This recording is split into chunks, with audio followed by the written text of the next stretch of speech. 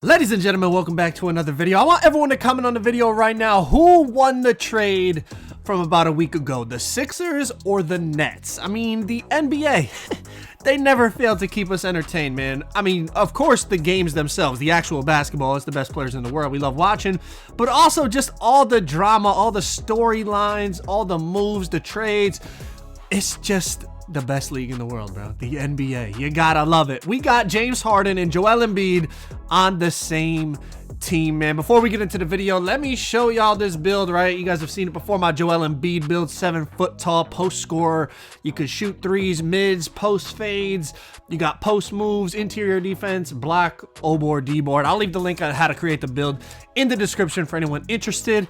But let's talk about it. Who won the trade? The Sixers or the Nets? Let me know down in the comments. I'm gonna be honest. I know it's kind of a cop-out, but I think it was the best case scenario for both teams. The reason being, think about from the Sixers perspective. You got a player, a star player. I know Ben Simmons has his faults, but you had Ben Simmons refusing to play. So you got this big asset just sitting there, not helping you. When you have Joel Embiid playing at an MVP level, you got to take advantage of this time. And obviously Ben Simmons isn't helping because he's not playing. On the other side, the Nets, they formed that big three, Kyrie, KD, James Harden, looking like it's going to be easy championships. Then you blink your eyes and Kyrie's not playing. Well, he's playing half the games. You got half of Kyrie, KD's hurt, and James Harden is not happy. So something had to be done, and they did it. All right. Now, some people say, let's get into some gameplay, by the way. We got James Harden, Joel Embiid about to go crazy out here. But I want to go back to the trade before we start to actually talk about the gameplay. Y'all just enjoy. The trade itself, when it first went down, instantly I saw a lot of people saying the Sixers gave up too much. And they did give up a lot, don't get me wrong. You know, not only Ben Simmons, they gave up, you know, Seth Curry, Andre Drummond, they gave up draft picks, yada, yada. Y'all know the trade by now. My thing is, they had to do it. Like, they had to go for it. Embiid, you know, he's a great player, playing at an MVP level. And he's had his injury problems in the past. Now, knock on wood, I pray he stays healthy this year so that we could really see, you know, a healthy Joel Embiid at his very best try to make a title run. But they had to make a move because Joel Embiid with the team they had, it was good. But I'm gonna be honest, they were not good enough to win the title. So they, you know, you have an all-star level player on the bench in Ben Simmons. And if you don't move him, if I'm Joel, I'm pissed, like, because you're wasting my prime years when we could be going for titles. If you didn't give up the draft picks to go get a star, you know, to package it with Ben Simmons and go get a star, like, I'm not going to be happy because you're wasting my prime years. It's either you're going to go for it, you have a guy in his prime playing at MVP, you're either going to go for it or you're not going to be able to. I mean, look at what we're doing on this build, by the way. Tween, cross, step back, pull up from three. What a unique build for a unique player like Joel. But like I said, I understand they gave up a lot, but in my opinion, they had to do it because they had to go for the title. We've seen teams in the past hang on to assets thinking we're building for the future, and they missed their title window. In my opinion, the Sixers title window is now, and it's going to close relatively quickly. And it's hard to win a title. Obviously, like, and I know it's like, oh, duh, Joe, you know, it's hard to win a title. You got to maximize your window. Don't, you know, wait until the last year or two of Joel's prime to really try to go for it. So they did give up a lot, but I think they are a better team now and they have a better chance to win the title. I mean, you put Joel Embiid with a guy like James Harden. Now, when people think of James Harden, you know, instantly I feel like NBA today is like, oh, the ISO player, you know, he's an ISO player, He is a great ISO player. But you know what he's also great in is the pick and roll. Now, normally when he runs, you know, back in Houston, he would always have a guy that's like a lob threat, you know, just basically comes off the screen, rolls to the hoop, and at any point, James Harden, you know, he could shoot the step back, he could go to the little floater that he does, or he could throw the lob. Now, Joel's not really that type of guy, although obviously Joel can catch lobs. I'm not, you know, Joel can dunk, duh.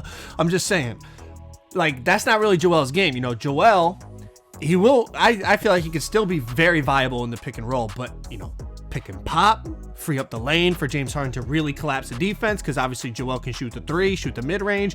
You also have to realize a lot of James Harden's problems in the playoffs have come from him getting tired. We would see those series in Houston where James Harden would like have those games like randomly, like a game 5, he would go like, you know, 2 for 13 with 8 turnovers. A lot of it was fatigue. Now you put him with a guy like this, a guy like Joel Embiid, who you can make the argument is going to command more double teams like you're watching in this gameplay than James Harden will.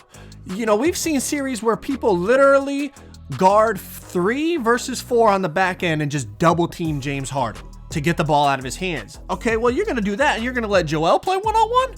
Or you're going to double Joel and let James Harden play one-on-one? Like, now teams really have to make you got to choose. It's also going to save, like I said, James Harden's energy because he's not going to have to do absolutely everything. I mean, there's going to be possessions James Harden can walk the ball up the court, throw it into the post, and go stand still and wait, you know, if they double, wait for the kick out or make the right read on the rotation or whatever the case may be.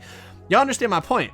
I think it's not only going to help the Sixers, it's going to help James Harden have that, you know, playoff success that I guess some people would say he's lacking. You know, obviously he did get to the finals in OKC, but he was, you know, a 6th man of the year back then. So I think overall for the Sixers, for James Harden, for Joel Embiid, I think it's going to be good. Some people talk about, you know, the fit's kind of weird. It's not a great fit, Joel and Harden. I think it'll work, honestly. Like, they're very, very good players. They don't have like, you know, a guy like, let's say a Westbrook or a Simmons. Like, they have a deficiency in their game offensively. They can't shoot consistently. Both of these guys can stretch the floor. They have players around them that can stretch the floor. They have guys around them that can make plays for themselves. Like, I think the Sixers have a very good chance to come out of the East. Now, I'm not saying they're the favorites in the East, but they have a very, very good chance to come out of the East. And I think they're going to be fun as hell to watch. Like, I love watching Joel. Like, he's one of the few guys that can really play back to the basket anymore, you know.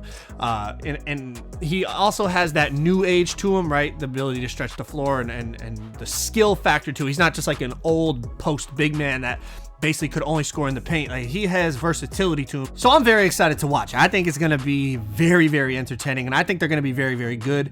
And in the playoffs, it's good. They're going to be a tough out. Like, you don't want to see them.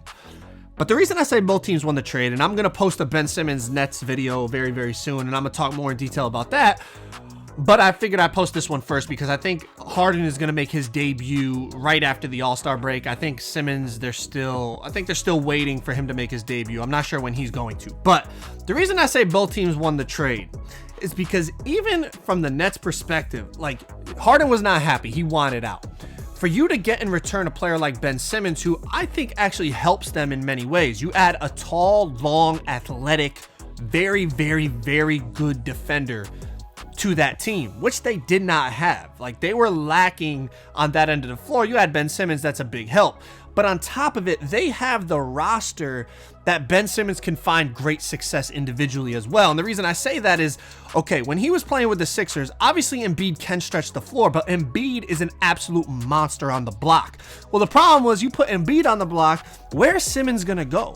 Like, Simmons would have to like float on the other block, like in the dunker spot, but it's kind of an awkward place to be when someone's posting up on the other block. It kind of, you know, allows the help defense to be very, very close.